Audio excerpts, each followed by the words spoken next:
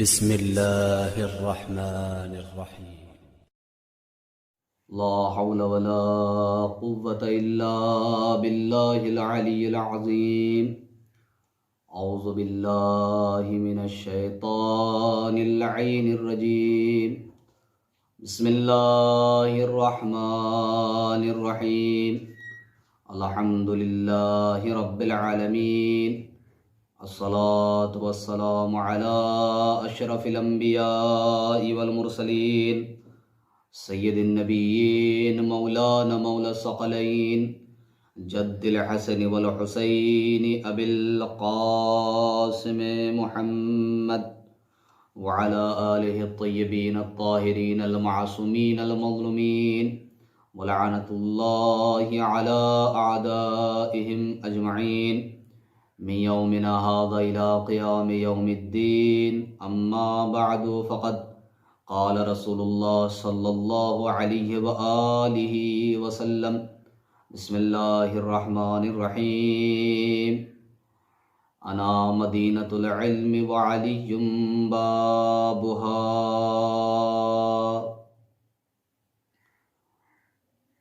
ناظرین، ایام شہادت امیر المؤمنین علیہ الصلاۃ والسلام جاری ہیں، اور آپ تمام مومنین و مومنات سوگواری میں، ماتم میں اور سینہ زنی اور مصائب اور مجالس میں مصروف ہیں. میں ایک چھوٹی سی تقریر بعنوان مجلس شہادت امیر المؤمنین لے کر حاضر ہوا ہوں. چند جملے امیر المؤمنین علی ابن ابی طالب علیہ السلام کے مناقب کے اور مختصر مصائب امیر المؤمنین آپ کی خدمت میں بیان کرنے ہیں. جس حدیث مبارکہ کی میں نے تلاوت کی ہے نہایت ہی معروف اور مشہور حدیث ہے، کہ جس میں پیغمبر اکرم صلی اللہ علیہ وآلہ وسلم فرماتے ہیں انا مدینۃ العلم وعلی بابها. میں علم کا شہر ہوں اور علی اس کا دروازہ ہے. اللہ کے رسول نے ایک نظام دیا، ایک قانون دیا کہ دیکھو، ادب اس شے کا نام ہے کہ شہر میں داخل ہوتے ہوئے یہ خیال رکھا جائے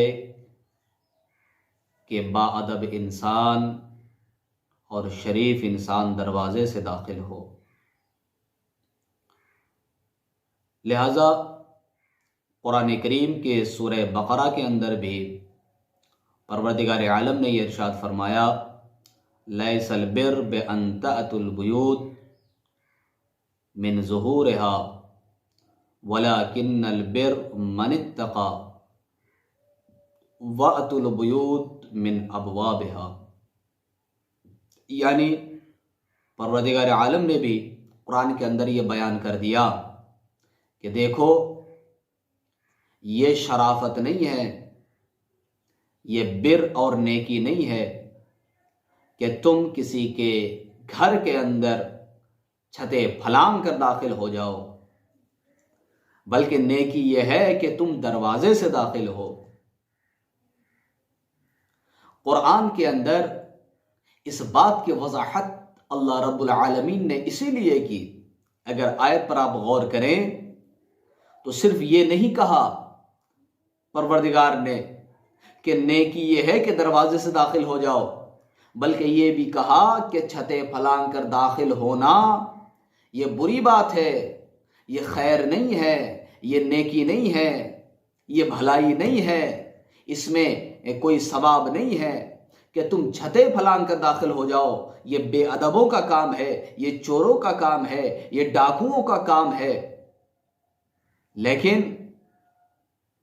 جو با ادب ہیں، جو با اخلاق ہیں، جو با کردار ہیں، وہ کبھی چھتیں اور کھڑکیوں سے داخل نہیں ہوتے، وہ ہمیشہ دروازے سے داخل ہوتے ہیں. کبھی آپ نے غور کیا آپ کے گھر میں جتنے بھی دوست آتے ہیں، آپ کے جتنے چاہنے والے آتے ہیں، آپ کے جتنے مہمان اور رشتہ دار اور اعزاء و اقارب آتے ہیں، وہ ہمیشہ دروازے سے داخل ہوتے ہیں۔ اگر کبھی ایسا ہو کہ آپ کا کوئی عزیز، آپ کا کوئی دوست، آپ کا کوئی قریبی رشتہ دار جس سے آپ نہایت ہی الفت رکھتے ہوں، ایک دن وہ اگر دیواریں پھلانگ کر اور کھڑکیوں سے یا چھتیں پھلانگ کر آپ کے گھروں میں داخل ہو جائے تو پھر کیا ہوگا؟ آپ خود ہی سمجھ رہے ہیں، دست و گریباں ہو جائے گا، اس کا گریباں ہوگا، آپ کا ہاتھ ہوگا۔ یہ کیوں؟ دوست یہ کہے گا کہ اے میرے عزیز، میں آپ کے لیے تحفہ لے کے آیا ہوں، تو آپ یہ کہیں گے کہ تمہارا تحفہ تمہیں مبارک ہو، ہمیں ایسے کوئی تحفے کی ضرورت نہیں ہے کہ بے ادبی سے کوئی میرے گھر میں چھتیں پھلانگ کر یا دیواریں پھلانگ کر داخل ہو جائے، تو ایسے شخص کی ہماری نگاہ میں کوئی عزت نہیں ہے، کوئی احترام نہیں ہے، اور تمہارے ہاتھ سے کوئی ہمیں تحفہ بھی نہیں چاہیے۔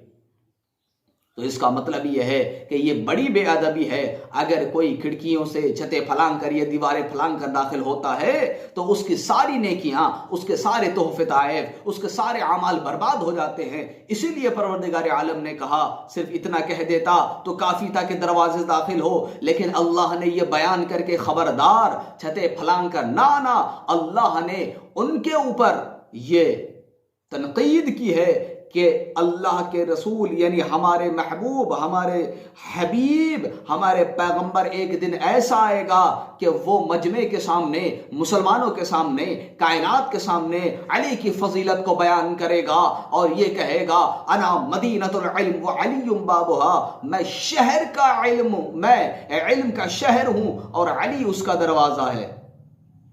جیسے یہ حدیث بیان کریں گے تو پھر اس صورت میں جو نقلی مسلمان ہیں، نقلی حدیثیں گڑھنے والے راوی ہیں اور مسلمان ہیں، وہ فوراً ایسی حدیثیں گڑھ لیں گے کہ اگر علی دروازہ ہے تو فلاں چھت ہے، فلاں دیوار ہے اور فلاں کھڑکی ہے۔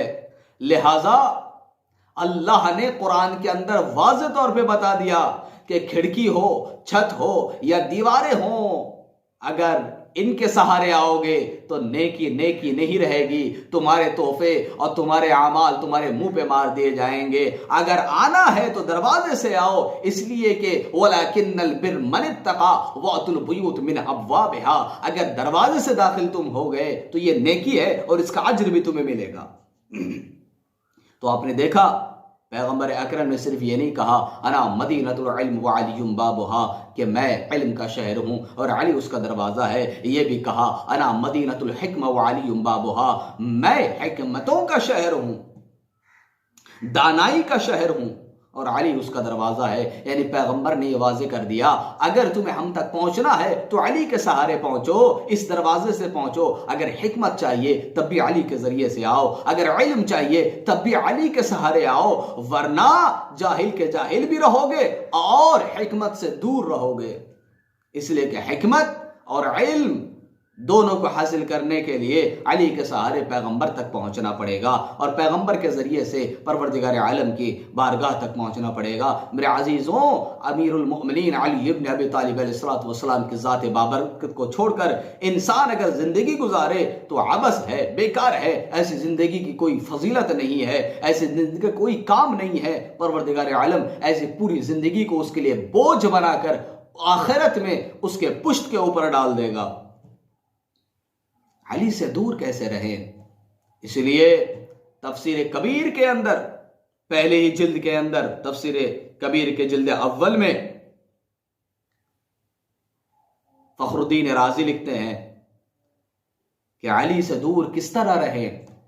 اس لیے کہ علی مصداق عروۃ الوثقی ہے، وہ مضبوط رسی جس کی مثال قرآن کے اندر پروردگار عالم نے دی ہے، وہ مضبوط رسی علی ہے۔ اور جب حضرت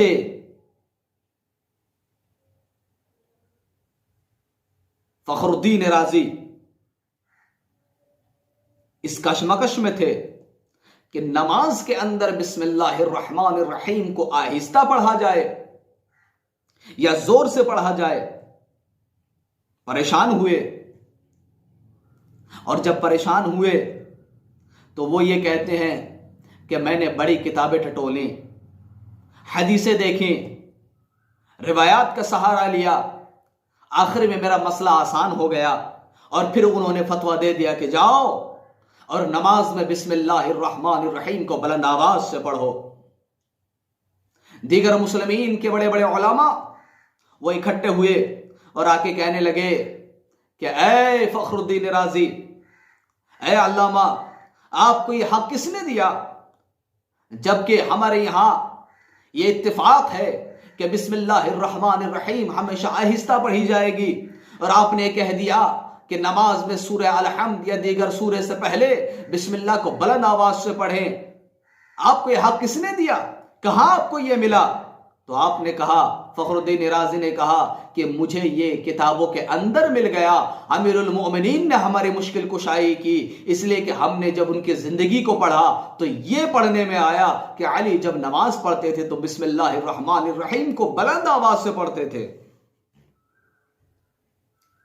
تو انہوں نے کہا کہ اے فخر الدین رازی، اگر علی پڑھتے تھے تو کیا ہم بھی پڑھیں؟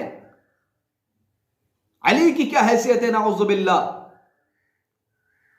تو اس وقت علامہ فخر الدین رازی کہتے ہیں علی کی حیثیت، من اتخذ علیا اماما لدینہ فقد استمسک بالعروۃ الوثقی لا انفصام لها۔ آپ فرماتے ہیں کہ علی کی مثال عروۃ الوثقی جیسی ہے، اور من اتخذ علیا اماما لدینہ، کہ جس نے اپنے دین میں علی کو اپنا امام مان لیا، اس نے اللہ کی اس مضبوط رسی کو پکڑ لیا جس کے ٹوٹنے کا امکان نہیں ہے۔ یعنی علی سے متمسک ہو جاؤ، علی سے جڑ جاؤ، اگر علی سے تو تم جڑ گئے تو تمہارے سارے مشکل آسان ہے، اس دنیا میں بھی اور آخرت میں بھی۔ روایتوں میں ہے کہ امیر کائنات کو وہ اختیار پروردگار عالم نے دیا، اس لیے کہ یہ ولی خدا ہے، اور ولایت کے حقدار بنایا، ولی بنایا، اولی الامر بنایا پروردگار عالم نے، یعنی کائنات کے ہر ذرات پر تصرف دیا ہے۔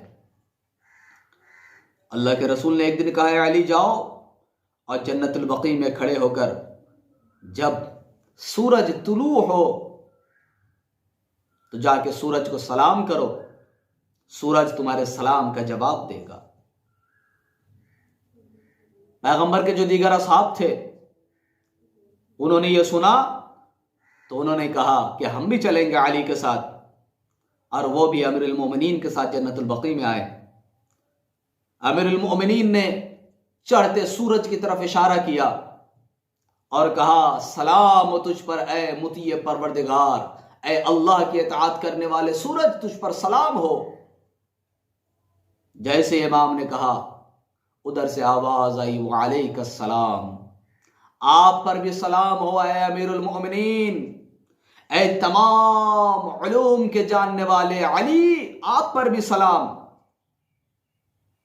کہاں علی کہاں سورج، اتنا فاصلہ زمین و سورج کا، لیکن علی کے سلام کا جواب سورج دے رہا ہے، اس لیے کہ کائنات کا ذرہ ذرہ مطیع امام بنایا۔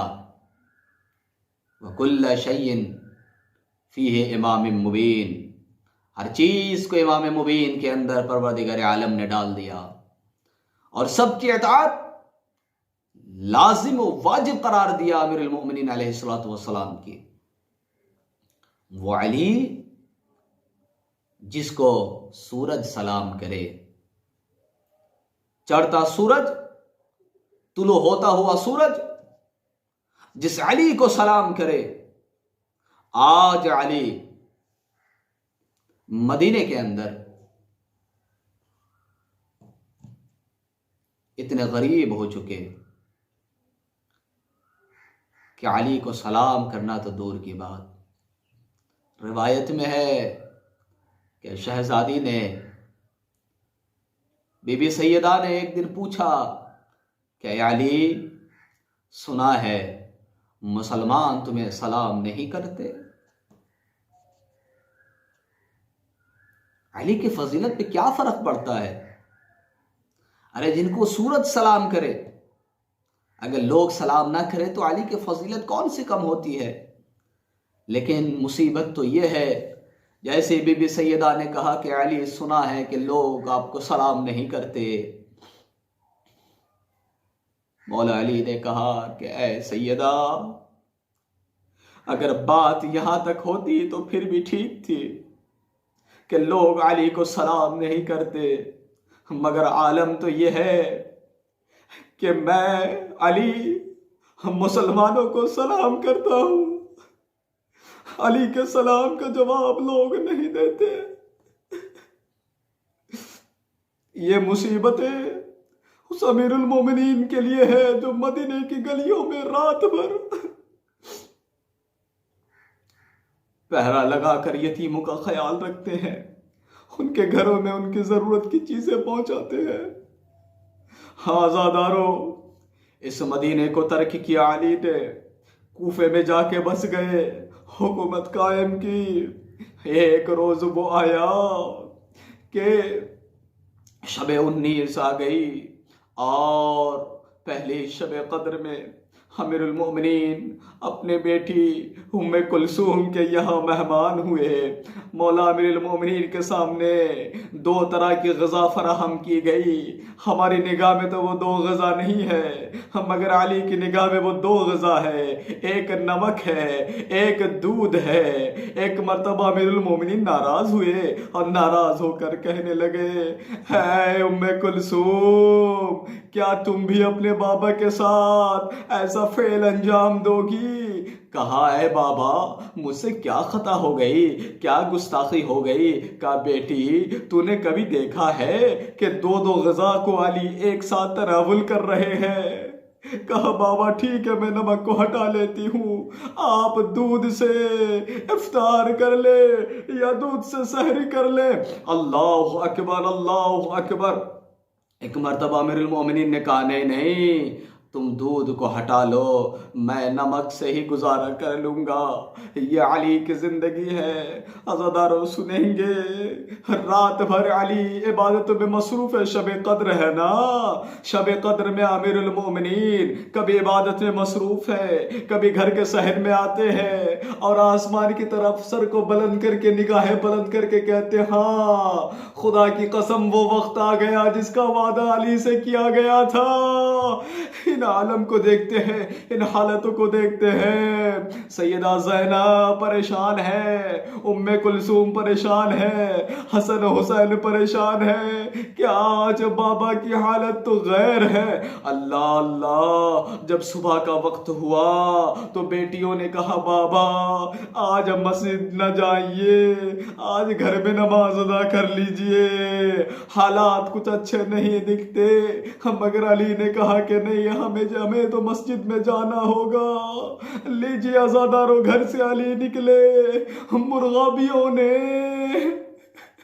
علی کے دامن کو روکا، اپنے ہی آواز میں وہ کہہ رہی ہوں گی کہ علی، ہمیں یتیم کر کے آپ نہ جائیں، ہمیں معلوم ہے کہ آپ کی زندگی خطرے میں ہے۔ ایک مرتبہ مرغابیوں کے پیار کو دیکھا، علی نے کہا، اے بیٹی دیکھو، یہ مرغابیاں میری زندگی میں خوشی سے زندگی گزار رہی ہیں، اگر میرے بعد ان کو کوئی تکلیف ہو تو ان کو آزاد کر دینا۔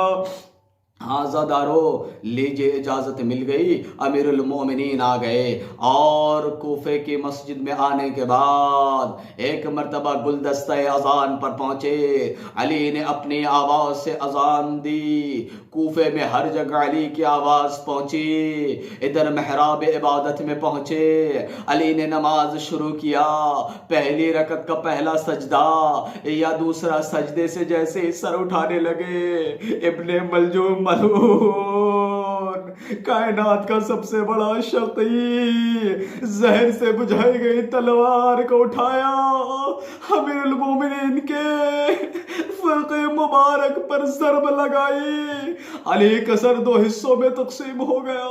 لو عزادارو، کوہرام برپا ہو گیا.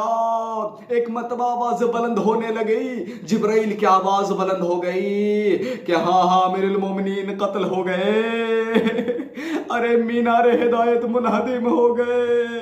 بس یہ آواز زینب و کلثوم کے کان تک پہنچی. زینب و کلثوم پریشان, کہا کہ آج میرے بابا کی خیر ہو. دروازے کے پیچھے آ کے کھڑی ہو گئی بابا کے انتظار میں. لو عزادارو, امیر المومنین نے کہا اے حسن سب سے پہلے نماز کو مکمل کراؤ. نماز مکمل ہو گئی. علی کو ایک کمبل پہ لٹایا گیا, گھر کی طرف لے آئے. ابھی چند قدم گھر تک پہنچنے میں تھے کہ علی نے کہا بیٹا حسن میرے چاہنے والوں سے کہہ دو اپنے اپنے گھر چلے جائے.